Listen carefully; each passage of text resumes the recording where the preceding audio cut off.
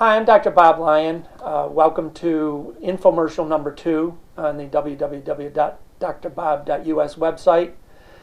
I've created this website in a large part to help bring about an awareness of things that are going on in Chemung County. The article entitled Overhauling the Machine is something that you must read. Part of what we're trying to do here is to replace two parts of the machine, notably Weed and Wetmore, the DA, for reasons that you will read in that article, and Chris Moss, for reasons that you will hear in our series of infomercials over the summer. So this is number 2. I'd like to introduce Dr. Betsy Clark, who is a colleague of mine and has come to know Art Lowry in the last year. And this is my dear friend Mark Hauschnick, who has devoted his entire life at this point to Art Lowry, his parishioners, and to his family, but is really 24 hours a day researching, gathering the information, the truth about, more specifically, what Chris Moss is doing. And I think you'll be pretty shocked to hear some of the things that are going on at the Sheriff's Department. Now, I'd like to start by asking you, Betsy, you've known Art for quite a while now.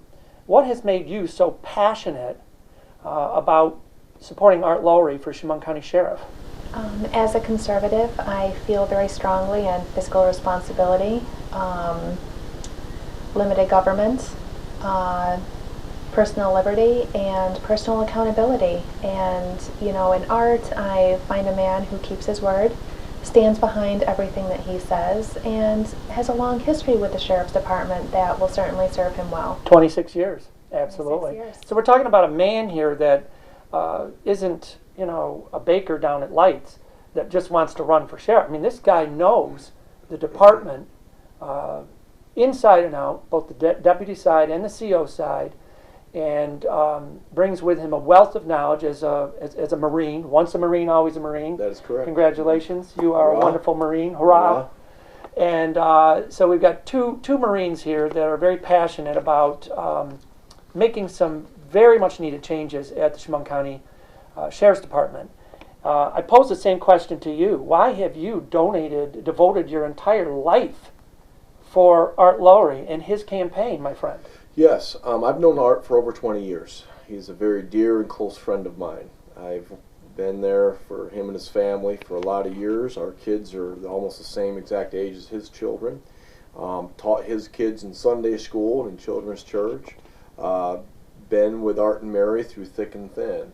And likewise, they've been there for us. So our families have been closely knit together for many, many years. And I have got an opportunity through the years to get to know a man by the name of Art Lowry, and to concur with Dr. Clark is that here's a man, if he says he's going to do it, it's done. His word is his bond. And then when he stands with you, he stands with you heart and soul. And that's something that bespeaks of a depth of character. He is not a man who runs after titles. He's not a man who runs after the accolades or the praises of other people. He just wants to do what's right.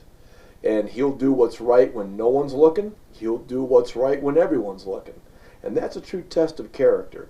He's an open book. He sure is. And the other thing is, as a Marine, once a Marine, always a Marine.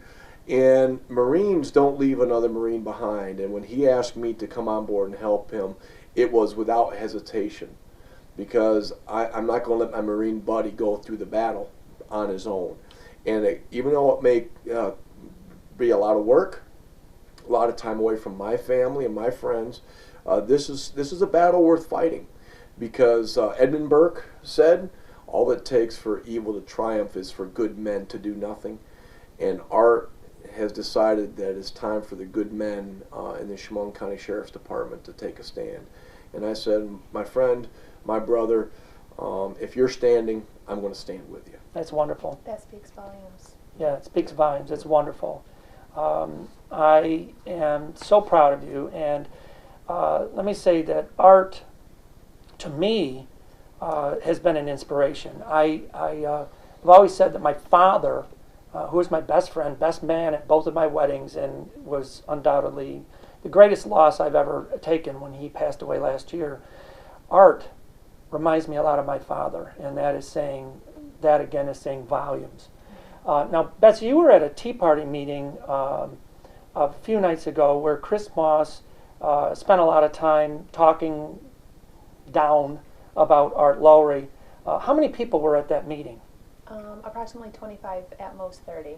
So there were only 25 people that showed up to Chris Moss's meeting. I would say between 25 and 30. 25 and 30.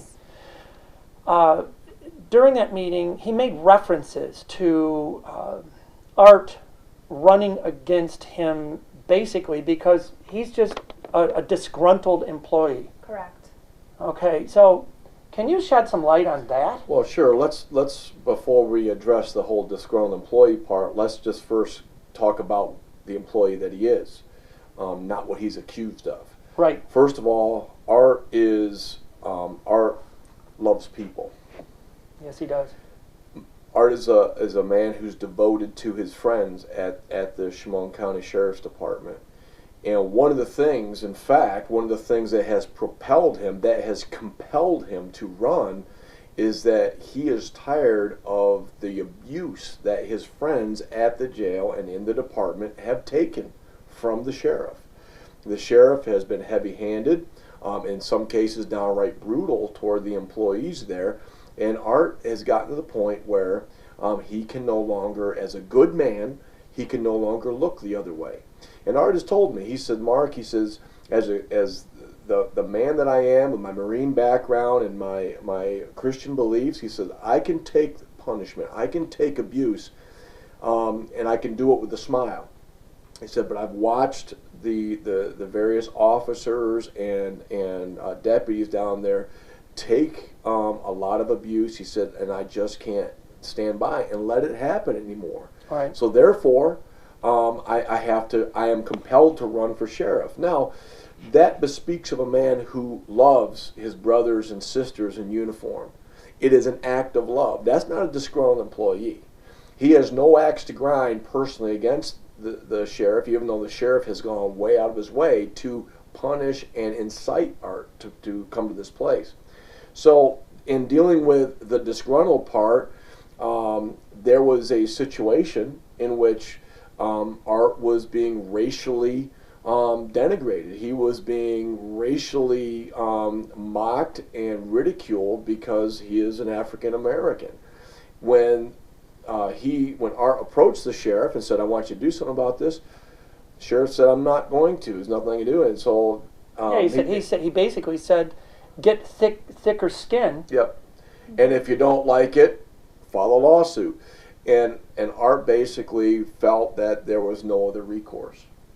And then through it all, after a lot of anguish and when he saw that it was just going to make more chaos and more problems for other officers, he decided, I'll take one for the team and I'm going to drop this suit. But it is unfortunate in these modern times that this sort of behavior is still not only tolerated in the workplace, but that it's focused against someone, and if that person doesn't like it, they're told, too bad, and if you don't like it, sue me. I mean, this is the 21st century. You shouldn't have to put up with that sort of environment in the workplace. Right. But Art did. Yeah. Well, I'd like to interject a few facts. One is that I've had the opportunity through phone calls, closed-door discussions, many of the deputies and COs are patients of mine, and I've reached out through my network of connections, including a phone call that occurred 2 nights ago from one of the Chemung County legislators that saw my website, www.drbob.us, went on it, read the whole thing, and said, you know, Bob, you're right. Every one of the clerical workers that I talked to that work for Sheriff Moss want him out. They can't stand him, but they're afraid to say a word. And this is the same thing that I'm getting from the deputies, the COs. Now, Art just told me that there was a meeting wherein there would be a vote taken by all of the department employees in the Sheriff's Department. and as to whether or not they were going to back Chris Moss or Art Lowry. Well, Art didn't even go to the meeting because these people are scared to death. They're not going to raise their hand for Art Lowry. And you'll learn, the things that Chris Moss is doing behind the scenes. I refer to him as a narcissistic, draconian, totalitarian, dictator, control freak. And if you take the time to listen to infomercial number 1, you'll learn about my positive history with Chris Moss in the past. But as you pointed out to me, absolute power corrupts absolutely. Indeed. Absolutely. And so I think, at this point, I would like to sort of get into a discussion about Project for Bail. Sure. What was it originally intended to do? Project for Bail was started quite a few years ago. In fact, I have some information here regarding Project for Bail, that it was started back in 1972 by a philanthropist who wanted to give opportunity to low-level criminals, first-time offenders, others who were not flight risks or at risk of going on to commit further crime, rather than leave them in the population and become better criminals, but they could not post bail. So this group called Project for Bail, basically they would take care of fronting the bail for these people to get them out. Once again, these were low-level criminals, first-time offenders, people who just good people but had a bad day, and everybody has those. Right. Now, unfortunately, through the years, Chemung County eventually took over the Project for Bail. It's a Chemung County Project for Bail Incorporated, and you can go right on their website and see all this information.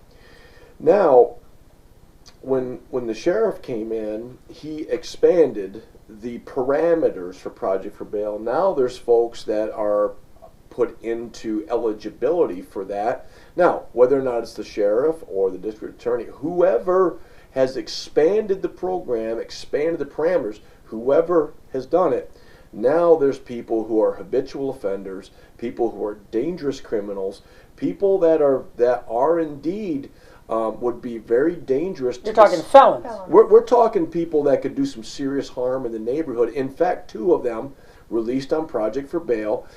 2 have gone on. 1 to slice a woman's throat while she was asleep in her bed. You gotta be kidding me. No, I'm very, very serious. I have all the documentation right here. Some of this is from the Corning Leader. Slashing suspect faces other charges. We have some other legal documents here from the Department of Corrections. We have stuff from findlaw.com, People versus Kendall, how a gentleman was released on Project for Bail who, under the original guidelines, should have never been allowed. And this is being done under Chris Moss's watch. It's happening under his supervision. Now, whether or not it's the sheriff actually pulling the switch or saying, you're out, or this one, you're out, we can't find any documentation that proves that. But somebody somewhere within that system is letting very dangerous criminals get filtered into the Project for Bail program and being sent out. This one particular case of the Elmira slasher, he was a Project for Bail person. We have another person here. Yeah, is there more than one? Oh, yes, there is. There's another one here. I have some articles here from YNN News, News Channel 9, and some other things of another gentleman who was released, Project for Bail. And these are career criminals. These are not first-time offenders we're talking about. These are career criminals. He went out, left on Project for Bail, and executed the man at point-blank range with a gun. Oh, my Lord. So these are... Since the parameters have been broadened, they've been expanded. Now, who is responsible for that? There are many layers to this, right? And it's going to be very difficult to show who has the power. But in the end, somebody within the Chemung County criminal justice system really needs to relook at how this is happening, because there are dangerous people who are being pushed out of the jail back onto the street, where they're going on to do even greater and more heinous crimes. Okay, so is this, I'm starting to connect the dots, okay?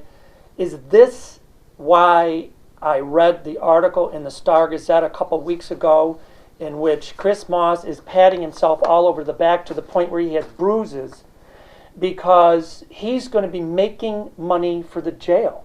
How is this happening?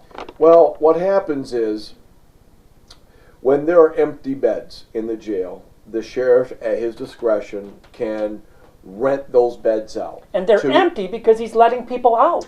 Well, we now know that. Yeah. We now know that. But how the routine works is if there are empty beds, there are other counties in New York State that do not have enough facilities. Maybe their jails are too small. Some counties may not have a female facility or whatever. So they can send their criminals or their incarcerated folks to the Chemung County Jail, where they can stay there to be cared for and taken care of and monitored by Chemung County corrections officers and use Chemung County facilities. I assume that there's money involved. Oh, there absolutely is. So basically, they pay Chemung County for the use of their facility. It's almost like if you could imagine a hotel. It's the Moss revolving door hotel. The problem it becomes a profit center. And well, the thing is with money, you want more of it. It just begins to develop a certain momentum. And so now it's like, well, let's expand the parameters so we can get more people out of the jail, create more empty beds so that we can create more profit. Okay. And then, the ancillary problem is we're bringing in criminals from around New York State and bringing them to our community. And that's another facet that the citizens of Chemung County should be concerned. We have enough problems within Chemung County. We don't need to import the contagion, right? Exactly. If I may say it like that. Right. Yep. And in fact, these inmates, hardened criminals that are coming into our beds in our facility, are then able to pass their wonderful skills onto less, if you would, dangerous people. It's called networking. And Art Lowry, I had a long discussion with him. And by the way, Infomercial 3 will be a discussion with Art. Just Art and I. So keep your eyes open for that one. But I just had a discussion with Art about that, and that he does not have a problem bringing inmates in as long as it makes sense, as long as they're not dangerous, hardened criminals. But more on that from Art's mouth himself when we produce and get uploaded onto the website, infomercial number 3. But for now, the other thing that really, he just told me this story, I don't know, a couple weeks ago. Have you heard this story? I just want to bring this past you. Art told me that he was accompanying someone to the court, and there were numerous people around as he approached the courtroom entrance. And he actually, Chris Moss, some reference to God came up in the conversation.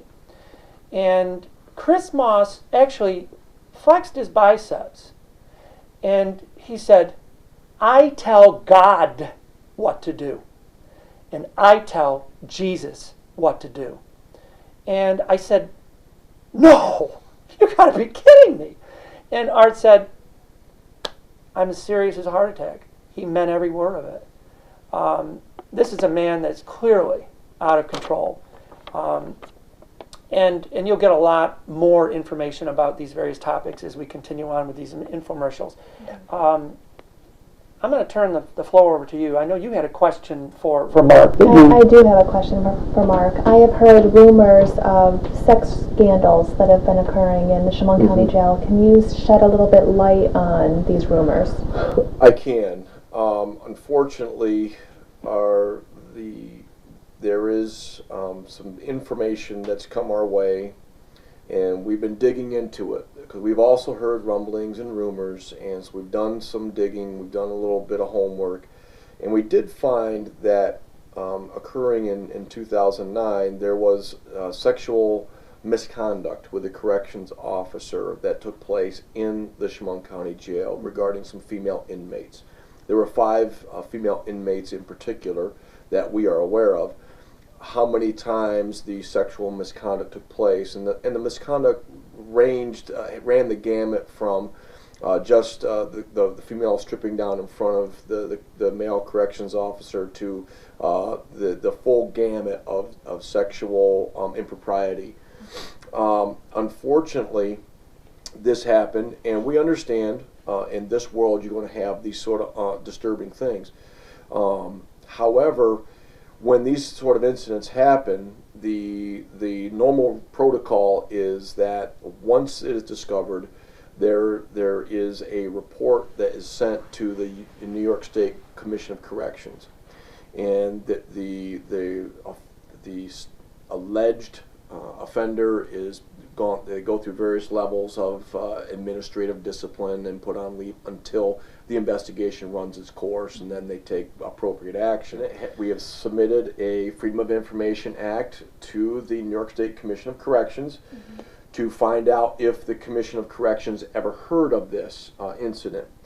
And as of this date, and to the best of our knowledge, we have not heard back from the Commission of Corrections regarding our FOIL, and we have not been led to believe in any of our investigations with any of the people involved that there was ever a report filed. Well, if there had been a report filed, an investigation by the Department of Corrections would have been launched. Indeed, because what the actions are felonious. Those actions it's in other very words, scandalous. this is a felony crime. This to take is very sexual serious. advantage of a female inmate in the jail because she is incarcerated and completely defenseless. There's no consent. There's no consent. Indeed. And that's why they're so tough on these corrections officers that are abusing people. In this case, we're talking a CO forcing a female inmate to have sex with them. Yes. And now, oh my Lord, this incident, unfortunately, how it worked its way out was the corrections officer, who was a very close relative to one of the key leaders there in the jail, one of the top executive leaders in the jail, and in the sheriff's office, was basically forced to resign.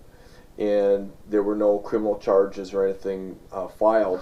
One of the supervisors who was there during that time period, who knew nothing of the incident, was made the fall guy, and he was the one who was punished. Oh my gosh! So this happened under Chris Moss. Chris Moss did this. Yes. Oh. And so therefore we have this situation where females were sexually abused. The corrections officer alleged activities were kind of swept under the rug and handled in-house, which had the Commission of Corrections known about it and said, you handle it in-house. Well, that's one thing. However, when you do not inform and you do not report, as is the procedural, that's the protocol in a situation like this, but you don't do it, that smacks of a scandal and of a cover-up. And this is something, for all we know, once again, as far as we've been able to answer your question, as far as we've been able to ascertain, investigate, and file the FOIL, this is what we've come to. Okay. Now, it may, I'll just let you know, it may come out. It may come out and say, hey, we did know about it, and believe me, we dealt with it. Then I'll be infomercial number 4 is, hey, I was wrong. There was conclusion to the matter. Well, it seems to me, Mark, that if this is true, that Chris Moss in any way tried to cover this up, that and the Department of Corrections finds out about this, he could be let out of his own jail in handcuffs. Well, these are serious allegations, and I do not offer this as rumor or I heard this down at the barber shop. No. This is something You've done your research. This is something, to the best of our knowledge, with what our investigation has been able to unearth, and that's the documentation we have. And with that, And until we're told different, we're moving forward as if this indeed was a fact, that this did transpire as told by, as is common knowledge by these officers, and that it was in fact swept under the rug and covered up. Oh, that is, I'm sorry to report that, but that is how we understand it. that's an atrocity. It is. God help Chris if it's true. I got just one last question for you, Mark. Sure. I heard through the grapevine that Chris Moss has been engaging in some voter intimidation with regards to Art Lowry. Sure. Well, I can elaborate on that specifically. We've got quite a bit of information on that. And it started off with one of our petition signers. Right after we started getting petitions signed, we got an email from a petition signer who complained and said that when she signed Art's petition, she did not anticipate having to be investigated by the sheriff's office. And we were like, well, what are you talking about? And she said, well, right after she signed, a little while later, a sheriff's detective, a plainclothes sheriff investigator, showed up at her door wanting to find out what was Art doing there in uniform, which he was not there. So at first we thought, well, that's just one incident.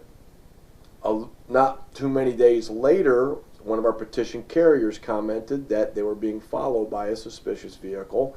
That petition carrier was an off-duty police officer who was trained to look for those sort of things. Oh, okay. And all right. when that off-duty officer noticed this one car following them, it was a white BMW, and once the driver of the car saw him staring at the driver, they tore out of there. When I mentioned it to Mary the next day, Mary Lowry, that's Art's wife, said, I had the same car. The white BMW. Following them. So now we're starting to get a little suspicious of what's going on. Mary has reported that she's been followed to and from doing personal business while her kids are in the car. And we had another officer, an off-duty officer, who is carrying petitions, had some of his petition signers come to him and say, hey, Joe or Mike or whatever, or John or Bill, I can't give you his name. Why am I getting visited by sheriff detectives? Oh my Lord! And then the final nail in the coffin is we had one of our petition carriers, who is an off-duty officer, come to us and say, I have been informed by a key leader in the sheriff's office that if I keep carrying your petitions, I will lose my job.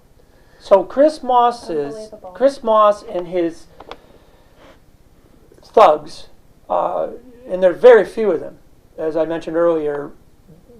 I would go out on a limb to say that 90+% of the employees at the sheriff's department are voting for Art Lowry. And I'll digress for just a second. You know the work I did at Eldridge Park. You know that I say what I mean what I say. I don't stick my neck out there. I don't lie. That being said, this is an atrocity. Well, one of the things that we did was we approached the Chemung County Board of Elections about these issues, and they pointed us in the direction of Governor Cuomo's Moreland Commission. And I will say, while I'm not enamored to a lot of the governor's policies and different things, that my stance on the Second Amendment and on limited government and being very, very, very conservative myself, I think Art's a little more conservative than me, actually. But the Moreland Commission is something I believe the governor has done to try and prevent this sort of activity. Voter intimidation. That's something that would happen in a third world country. Yeah, it really is. So I have been in contact with various individuals on the Moreland Commission. They are apprised of the situation. We've talked to the New York State Attorney General's office. So there has been recourse, and we are working through those things. So it's not like this is all happening in a vacuum and there's no hope. I just want to let people know this is not a practice that goes on throughout Chemung County. It's just peculiar to this particular race. but the proper authorities are apprised of it. They are aware of it, and they so far we don't know exactly what they're doing. It's kind of they're staying quiet on their end, but that's fine. But people know, and people are watching. That's the most important. Well, God help Chris Moss. Oh, no, I'm sorry. That's right. He tells God what to do, and he tells Jesus what to do. Sorry, I kind of messed up there. We'll end on this note. I thank both of you for joining me for this infomercial number 2. I really am begging those of you who have even the slightest regard for me to follow this website carefully. Take the time to not only watch these commercials, which are going to be commercials that we hope ENY and ETM will run for us, even though they're sort of tied into the machine. Watch the commercials, read the material we put on here, watch the infomercials, and please tell your friends, tell your neighbors, get on your email and send www.drbob to everybody that you know, so that you can gather the facts that you ain't going to get from Chris Moss, and you're not going to get them from the deputies and the COs who are scared to death of them, unless you're a next door neighbor, close friend, or family member. Then they'll tell you. They'll tell you the truth. That's it for now. Again, I'm Dr. Robert Lyon on the Truth Network. Tune in to www.drbob.us often. Thank you very much.